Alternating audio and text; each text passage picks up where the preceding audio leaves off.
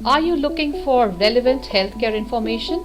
Log on to MediCircle and watch experienced medical professionals talking on common healthcare topics. Stay informed, stay healthy, stay tuned to MediCircle. मेरी circle में हम अपने दर्शकों के लिए सभी ट्रेंडिंग स्वास्थ्य संबंधी विषयों को लाने के लिए लगातार काम कर रहे हैं।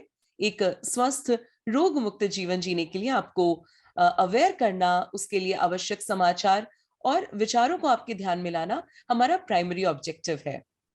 इस संबंध में हमारी मदद करने के लिए हम देश भर के प्रतिष्ठित और विशेषज्ञ डॉक्टर्स के साथ जुड़ते हैं। डॉक्टर स्पीक में आज हम बात करने जा रहे हैं प्रोस्टेट कैंसर की समस्या और इससे निपटने में आपकी मदद करने के तरीकों के बारे में। हेलो, नमस्कार, मैं हूं अपराजिता मेहरा और आप देख रहे हैं Medi Circle. Today on our prostate cancer series we have doctor Sushil Kharbanda with us. Doctor Sushil Kharbanda Delhi के आरजी स्टोन हॉस्पिटल में काम करते हैं। अब तक 10,000 से ज्यादा एंडो यूरोलॉजिकल सर्जरीज भी कर चुके हैं। आपने एसएमएस मेडिकल कॉलेज जयपुर से एमबीबीएस और एमएस पूरा किया। साथ ही आपने डीएनबी यूरोलॉजी की भी पढ़ाई की है पीडी हिंदुजा हॉस्पिटल मुंबई से। इसके साथ ही डॉक्टर खरबंदा ने रोबोटिक सर्जरी में भी एजुकेशन ली शाहजहां से। तो ये हमारे लिए बहुत ही सौभाग्य की बात है कि आज हम जुड़ रहे हैं मेरी सर्कल में डॉक्टर सुशील खरबंदा जी के साथ। नमस्कार सर, कैसे हैं आप? नमस्कार, नमस्कार टू माय ऑल व्यूअर्स और आप सबको very warm welcome and thank you for inviting me for this doc talk. Thank you. Okay sir.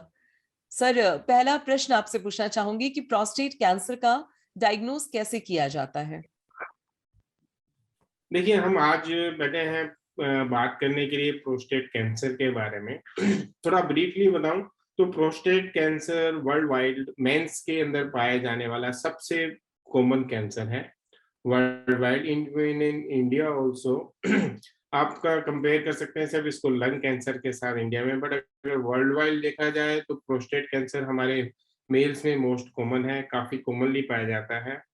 अगर आप ये बात करें कि डिफरेंट आपके वेस्टर्न कंट्रीज और हमारी कंट्रीज में डिफरेंस सिर्फ यही आता है कि हमारे कंट्री में प्रोस्टेट कैंसर जनरली आपको काफी लेटर स्टेज पे, यानी कि काफी हाई ग्रेड में जब वो पहुंच चुका होगा, हाई स्टेज में पहुंच चुका होगा, तब जाके डायग्नोज होता है, क्योंकि पब्लिक के अंदर इसकी अवेयरनेस नहीं है। नाउ अगर आपने सबसे पहला सवाल पूछा कि इसको डायग्नोज कैसे करते हैं, इसमें बेसिक सबसे बड़ा इशू यही है कि लेट डायग्नोसिस का, क्योंकि जब प्रोस्टेट कैंसर आपकी जो स्टार्टिंग स्टेज पे रहता है तो जनरली इसके कोई सिम्टम्स नहीं होते हैं, तो इसलिए इसको आपको रूटीनली चेकअप कराते रहना चाहिए। Routinely after the age of 50 years आपको यूरोलॉजिस्ट के पास एनुअली एक्चुअली जाना चाहिए, उस जिसके अंदर वो आपका फिजिकल एग्जामिनेशन करेगा, यानी कि डिजिटल रेक्टल एग्जामिनेशन मोशन के रास्ते आपको जांच करते हैं। आपका एक ब्लड टेस्ट कराते हैं सीरम पीएच से, अगर वो 4 से ऊपर होता है तो आपको हम आगे इन्वेस्टिगेट करते हैं। जो फाइनल डायग्नोसिस जो बनता है प्रोस्टेट का, वो बायोप्सी से बनता है, और इसके अंदर जो रूटीन के अलग जो इन्वेस्टिगेशंस कराते हैं उसमें हमारा एमआरआई है प्रोस्टेट का, या फिर पेट स्कैन है। इसमें स्पेसिफिक पेट स्कैन होता है जिसे पेट पीएसएमएस स्कैन बोलते हैं। ये तो हो गया हमारे अर्ली डायग्नोसिस के लिए। अब जो पेशेंट जो कि लेटर स्टेजेस पे, यानी कि जब उसका स्टेज थोड़ा सा एक्सटेंड हो गया है, बढ़ गया है, तो उसमें क्या क्या सिम्टम्स आ सकते हैं, जैसे कि उसको यूरिन करने में प्रॉब्लम हो सकती है, उसका यूरिन की फ्लो कम हो सकता है, उसके यूरिन के अंदर ब्लड आ सकता है, उसको सीमेन के अंदर ब्लड आ सकता है, और इससे ज्यादा भी अगर जो जैसे कि प्रोस्टेट कैंसर आगे बढ़ जाता है, एग्रीवेट हो जाता है, तो उसके अंदर उसको आपका बोन के अंदर पेन हो सकता है, और उसको लॉस ऑफ वेट भी हो सकता है। अब डायग्नोज तो आपने काफी डिटेल्ड वे में डॉक्टर साहब बता दिया। मैं जानना चाहती हूँ प्रोस्टेट कैंसर के कारण क्या होते हैं, कुछ इसके बारे में दर्शकों को बताएं। देखिए, मैं आपको बताऊं कि ऑलमोस्ट जितने भी बॉडी के अंदर कैंसर्स होते हैं, मोस्ट ऑफ द कैंसर जो इडियोपैथिक होते हैं, इडियोपैथिक मतलब कि जिनका कोई एक्चुअल कोई कोज नहीं है, यानी कि ये नहीं कह सकते कि आपने ये लिया तो इसकी वजह से हो गया, या ये आपने डाइट की रिस्ट्रिक्शंस नहीं रखी तो इसकी वजह से हो गया। मोस्ट ऑफ द कैंसर वो आपके जेनेटिकल होते हैं, यानी कि आपके जीन्स में ही होते हैं, आपके पेरेंटल जीन्स में, आपके मैटरनल जीन्स में, वहां से आपके ट्रेवल करके आपके पास आते हैं, जिसकी वजह से होते हैं। और बहुत सारे जो इन्वायरमेंटल फैक्टर्स हैं, जैसे कि आपका जो पोल्यूशन हो गया या आपका डाइटरी हो गया आप या आप व्हाटसोएवर एक्स्ट्रा आप फैट डाइट वगैरह ये सब लेते हैं, वो उनको कैलिब्रेट करते हैं, बट वो एक्चुअल कोज नहीं आते हैं। अब प्रोस्टेट कैंसर के बारे में जैसे बोला, है तो ये इडियोपैथिक, बट हाँ, कुछ जी। इसके अंदर रिस्क फैक्टर्स हैं जिनके हम्म। जिसके हम अगर अगर हमको पता हो, तो हम उसके ऊपर एक्चुअली इसको अर्ली स्टेज पे डायग्नोसिस कर सकते हैं। जो मोस्ट इम्पोर्टेंट रिस्क फैक्टर है वो है एज। जैसे मैंने बताया कि prostate cancer generally more than 95% chances की मोर देन 50 इयर्स के बाद आता है। सेकंड है आपका फैमिली हिस्ट्री। अगर आपको पता है कि आपके पापा, अंकल, दादा या चाचा या कोई भी है जो कि प्रोस्टेट कैंसर से पहले उसको हिस्ट्री है, तो आपको अपना ज़्यादा ख्याल रखना है।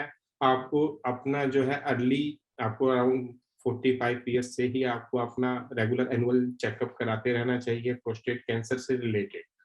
ताकि अगर है प्रोस्टेट कैंसर, क्योंकि आपको फैमिली हिस्ट्री है, तो आपको थोड़ा-सा अर्ली आपको कराना चाहिए, सो दैट कि प्रोस्टेट कैंसर आपका अर्ली डिटेक्ट हो जाए।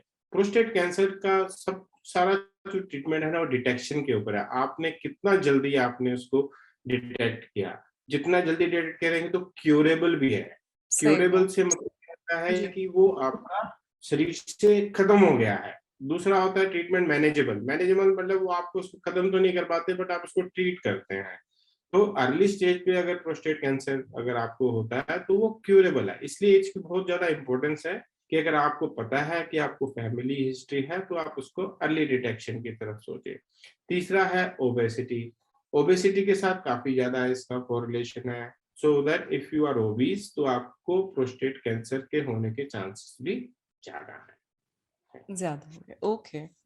कुल मिलाकर ये है कि अगर है तो ठीक किया जा सकता है। एक रेगुलर बीमारी जैसे हम बीपी की दवाई लेते हैं, शुगर वाले शुगर की दवाई लेते हैं, उस तरीके से आप मेडिकल ट्रीटमेंट करवाते हुए, मेडिसिन लेते हुए से आप इसके साथ जीवन अपना व्यतीत भी कर सकते हैं। बस काम की बात यही है कि सही समय पर इसको डिटेक्ट किया जाए आपकी एनुअल ये बहुत चेकअप और स्क्रीनिंग के द्वारा। जी। तो ऐसे में हम अब आ ही चुके हैं ऑलमोस्ट अंत की तरफ। प्रोस्टेट कैंसर को जान लिया, समझ लिया है, तो इसको रोका कैसे जा सकता है, ये तरीका कुछ बताएं आप इसको। देखिए, जैसा मैंने बताया कि इसका कोई इडियोपैथिक है, यानी इसका कोज नहीं मालूम है, तो इसको रोकने का तरीका भी नहीं मालूम, पहली बात। लेकिन यस, अगर हम अपना अपना हेल्दी डाइट जिसके अंदर की full of fruits and vegetables हो, उसके अंदर रिस्क जो है प्रोस्टेट कैंसर का डिक्रीज करता है। दूसरा है, एक जो मैं हर एक कैंसर के लिए काम करता है, choose healthy food over supplements. ये सप्लीमेंट्स जितने भी लेते हैं आप, उनको ना लेके अगर आप हेल्दी फूड खाएं, तो ऑफ कोर्स जो कैंसर के जो चांसेस हैं, कोई भी कैंसर हो, इस इंक्लूडिंग प्रोस्टेट कैंसर, उसमें कम हो जाते हैं। तीसरा, मैं हर एक पेशेंट को बोलता हूँ, exercise most days of the week, at least हफ्ते में 6 दिन एक्सरसाइज तो करता रहना चाहिए। और एक इम्पोर्टेंट जो चीज़ मैंने फिर डिस्कस की कि अपना वेट जो है वो मैनेज के रखना चाहिए। अपना वेट, अगर आपका वेट अगर बढ़ रहा है तो उसको मैनेज कीजिए, अपने डाइट को मैनेज कीजिए, एक्सरसाइज कीजिए, और सबसे इम्पोर्टेंट ये है, आप अपने एनुअल चेकअप पे ध्यान दीजिए। इफ अगर आपको फैमिली हिस्ट्री है तो अराउंड 45 से आप ध्यान दीजिए। अगर आपकी एज मोर देन, अगर आपकी फैमिली हिस्ट्री नहीं है, तो you can do annual checkup after 50 also. That's the most important thing for prevention. All right. मतलब कुछ कुल मिलाकर ये है कि कैंसर के बहुत से कारण अकारण होते हैं, कोई रीजन नहीं होता वो क्यों होंगे। और आपने ऐसे शुरू के आंसर में ही एक बार बोला था, एक शब्द मेरे को कैच किया था मैंने, कि एनवायरमेंटल फैक्टर्स बहुत हो गए हैं, हम लोग की जीवन शैली से जुड़ी हुई बीमारियां ज्यादा हो गई हैं। तो ऐसे में जिन चीजों का कारण हमें नहीं पता, उनमें अगर हम बैलेंस जिंदगी जीने की, एक स्वस्थ और प्राकृतिक जिंदगी जितना जीने की कोशिश करेंगे, तो शायद इन सबको प्रिवेंट किया जा सकता है, रोका जा सकता है कुछ हद तक। क्योंकि कुछ चीजें हैं हम पब्लिक प्लेटफॉर्म पे नहीं बोलते, जैसे माइक्रोवेव की हैं चीजें, जी। मतलब सो मैनी एनवायरमेंटल फैक्टर, जो हमारा फूड खाने का स्टाइल है, हम फास्ट जी। फूड की तरफ जा रहे हैं, अनकुक्ड, इतना ज्यादा कुक नहीं खा रहे हैं, सेमी कुक्ड की तरफ जा रहे हैं, फिर हम प्रिजर्वेटिव्स बहुत ज्यादा यूज कर रहे हैं। तो ये कहीं ना कहीं ये सारे इन्वायरमेंटल फैक्टर्स हैं जो कि हर कैंसर को बढ़ा रहे हैं, जिसमें एक प्रोस्टेट भी है। सही बात है। एक शुद्ध जीवन, एक सरल जीवन जीना शायद ज्यादा आसान होता, और आसान होने के साथ साथ सुविधाजनक तो नहीं आजकल लोग सोचते हैं, लेकिन उससे जीवन में कितना अंतर पड़ता है वो शायद अब हम लोग धीरे धीरे रियलाइज कर रहे हैं। जी। तो ऐसे बिल्कुल। में डॉक्टर साहब, बिल्कुल अंतिम प्रश्न के पास पहुंच गई हूँ, और मेरा आखिरी सवाल है आपसे जाने से पहले कि हमारे दर्शकों को आप बताएं कि प्रोस्टेट कैंसर के डिफरेंट स्टेजेस, जो आपने थोड़े बहुत अभी टच भी किए, वो स्टेजेस क्या हैं और आप उन्हें कैसे ट्रीट या मैनेज कर सकते हैं, इसके बारे में आप थोड़ा एक डिटेल में एक बार बता दें। जी। ठीक है।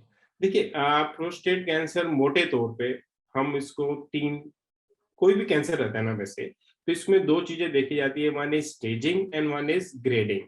स्टेज मतलब वो किस लेवल तक कैंसर फैला हुआ है, ग्रेडिंग मतलब वो अपने अंदर जो उसके जो कैंसर के सेल है कितने फास्ट उसमें डिवाइड करने वाले हैं। यानी कि जितना हाई ग्रेड या जितना हाई स्टेज होगा उतना ही ज्यादा खतरनाक होगा। तो मोटे तौर पे हम प्रोस्टेट कैंसर को मोटे-मोटे तौर पे 3 भाग में, 3 स्टेजेस में डिवाइड करते हैं। पहला स्टेज प्रोस्टेट कैंसर है, लेकिन वो सिर्फ प्रोस्टेट तक ही सीमित है, प्रोस्टेट से बाहर नहीं गया है। दूसरा स्टेज है प्रोस्टेट कैंसर, जो कि प्रोस्टेट के आसपास के टिश्यू जिसमें सेमिनल वेसिकल्स हैं या फिर लिम्फ नोड्स हैं वहां तक गया हुआ है। ठीक है, इसे हम लोकली, पहले को हम बोलते हैं लोकलाइज्ड, दूसरे को बोलते हैं हम लोकली एडवांस्ड। थर्ड इसके अंदर होता है जो प्रोस्टेट कैंसर है, लेकिन वो पूरे बॉडी के अंदर मेटास्टाइज हुआ हुआ है, जी। यानी कि पूरे बॉडी के अंदर प्रोस्टेट से फैलना निकल के शुरू। गया है। इसको जी। बोलते हैं कि पूरा पूरा फैल चुका है बोन्स में। अगर मोस्ट कॉमनली जो प्रोस्टेट कैंसर है बोन्स की तरफ जाता है, तो ये होता है थर्ड स्टेज कैंसर। अब इसको मैनेज करने का भी तरीका अलग अलग है। अगर आपका प्रोस्टेट कैंसर फर्स्ट स्टेज पे डायग्नोज हो तो सबसे अच्छा है, तो यानी कि उसका क्यूरेटिव ट्रीटमेंट अवेलेबल है। इसको हम सर्जिकली, आजकल रोबोट से होता है, ये बहुत ही कन्वीनियंट है, 2-3 दिन में पेशेंट डिस्चार्ज भी हो जाता है। प्योर उसको हम रोबोटिक रेडिकल प्रोस्टेटिक सर्जरी करते हैं, जिसमें प्रोस्टेट को पूरा का पूरा निकाल देते हैं, और ये क्यूरेटिव ट्रीटमेंट है। यानी कि आपने इस स्टेज पे अगर पकड़ा और हमने आपने उसका ट्रीटमेंट कर दिया तो वो क्यूरेटिव हो गया। यानी उसको ऑफ कोर्स उसको इन्वेस्टिगेशन तो करानी पड़ेगी, साल में, 2 साल में, 3 साल में, बट हाँ, यानी कि अगर इस स्टेज पे पकड़ा गया है तो वो क्यूरेटिव रहता है, यानी कि दोबारा नहीं होगा उसको। सेकंड है, जैसे मैंने बताया, लोकली एडवांस। इसमें भी हम 2 तरीके के ट्रीटमेंट है, वन इज सर्जिकली, वही सर्जिकल रेडिकल प्रोस्टेटेक्टमी, और साथ में इसमें हम रेडिएशन भी देते हैं। कई बार हम दोनों देते हैं और कई बार हम सिर्फ रेडिएशन भी देते हैं। इसके अंदर कुछ हार्मोनल मैनेजमेंट भी चलता है, जिसमें इंजेक्शन वगैरह और कुछ टैबलेट्स देनी पड़ती हैं। थर्ड है आपका मेटास्टेज यानी थर्ड स्टेज, जिसमें कि प्रोस्टेट का कैंसर पूरी बॉडी में ऑलरेडी फैल चुका है। नाउ ये जी। सबसे डिफिकल्ट स्टेज है। इस स्टेज के अंदर हम क्योर नहीं कर सकते। इस स्टेज में हम सर्जिकली, क्योंकि हम देखिए अब क्योंकि ऑलरेडी प्रोस्टेट कैंसर बाकी जगह फैल चुका है, तो ये मान के चलिए कि इसको निकालने का तो कोई एडवांटेज है नहीं, क्योंकि ऑलरेडी मेटास्टाइज कर चुका है। स्प्रेड तो हो चुका ऐसे है। जी। स्प्रेड हो चुका है, तो ऐसे स्टेज में हमको सिर्फ इसको मैनेज कर सकते हैं, क्योंकि जो प्रोस्टेट कैंसर है वो ना हार्मोन, वो कैंसर रहता है जिसको हार्मोन्स का बहुत ज्यादा फर्क पड़ता है। यानी कि जो हार्मोन से काफी ज्यादा इफेक्ट, जिसमें हार्मोन, जिसमें कौन सा, टेस्टोस्टेरोन हार्मोन। तो टेस्टोस्टेरोन हार्मोन की वजह से ये कैंसर जो है काफी बढ़ता है। तो ऐसे स्टेज पे मेटास्टाइज जब पूरे शरीर में फैल चुका है, उस केस के अंदर हम उनको सिर्फ हार्मोनल मैनेजमेंट देते हैं, जिसमें हर 3 मंथ्स पे एक इंजेक्शन लगता है और एक टैबलेट डेली खानी रहती है। इस अगर ये मैनेज अगर भी करते भी हैं, अगर वो टाइमली मेटास्टाइज पे भी अगर ये ट्रीटमेंट करें, तो भी आप मान के चलिए कि उसके कई साल, 5 से 10 साल तक भी इस ट्रीटमेंट से अच्छे तरीके से निकल जाते हैं। तो कहने का मेरा मतलब है, ओवरऑल प्रोस्टेट कैंसर का ट्रीटमेंट डिपेंड करता है अर्ली डिटेक्शन पे। और अर्ली डिटेक्शन कब होगा? जब आप उसको अर्ली डायग्नोज होगा। अर्ली डायग्नोज कब होगा? जब आप उसको आप अर्ली स्क्रीन कराएंगे। ओके सही सर। बात। जी।